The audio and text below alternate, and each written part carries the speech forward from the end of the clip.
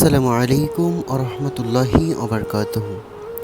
সুপ্রিয় দর্শক ও শ্রোতা, আজকে আপনাদেরকে দেখাবো তাহেরি হুজুর যেভাবে পাগড়ি বাঁধে এটা কিভাবে বাঁধবেন আপনাদেরকে সম্পূর্ণ প্রসেসটি দেখিয়ে দেব। প্রথমে পাগড়িটা মাথার উপর থেকে সমান করে পেছন দিক দিয়ে টান দিয়ে রাখবেন। এরপর এক সাইড করে ডান দিকে সুন্দর করে টান দিবেন।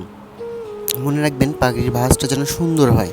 ভাঁজটা সুন্দর করে ডান দিক থেকে টান দিয়ে আবার বাম দিক থেকে উপর দিকে আরেকটা টান দিবেন। যদি আপনাদের কাপড় বেশি থাকে এইভাবে পর্যায়ক্রমে টান দিতে থাকবেন। তো এইভাবে দ্বিতীয় স্টেপ টানটা হচ্ছে বাম দিক থেকে উপর দিকে ডান দিকে, দেখেন কত সুন্দর করে দেওয়া হচ্ছে। এভাবে দিয়ে আস্তে করে একটা ভাঁজ দিবেন আর চোখের উপর থেকে টান দিবেন। যদি উপরে উঠে থাকে তাহলে টান দিবেন। এরপর বাম দিক থেকে আবারও সমান করবেন কাপড়, দেখেন সমান করা হচ্ছে। সমান করে উপর দিকে সুন্দর করে টান দিয়ে ভিতরে গুঁজে দিবেন। এরপরে কাপড় যদি বেশি থাকে পিছন থেকে যতটুকু পর্যন্ত আসে গুঁজে দিবেন। আর আপনাদের কাপড় যদি আরও বেশি হয় তাহলে আপনার মাপ দিয়ে আরও এক প্যাচ প্রয়োজন পড়লে দিয়ে সামনে থেকে আরেকটা টান দিবেন। এরপর মাথার উপরে যে কাপড়টা আছে এটা পিছন দিক থেকে উপর দিকে টান দিবেন।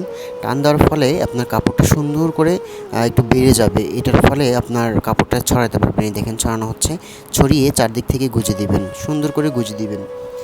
গুঁজে দেওয়া হয়ে গেলে পিছনে যে কাপড়ের অংশটা আছে আপনার এটা সুন্দর করে ধরবেন।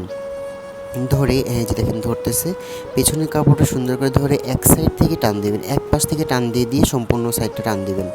টান দিলে হবে কি মাথা থেকে এটা গুজে শক্ত হয়ে নিচের দিকে নেমে যাবে। যাওয়ার পরে দেখেন কত সুন্দরভাবে এটা নিচের দিকে নেমে গেল।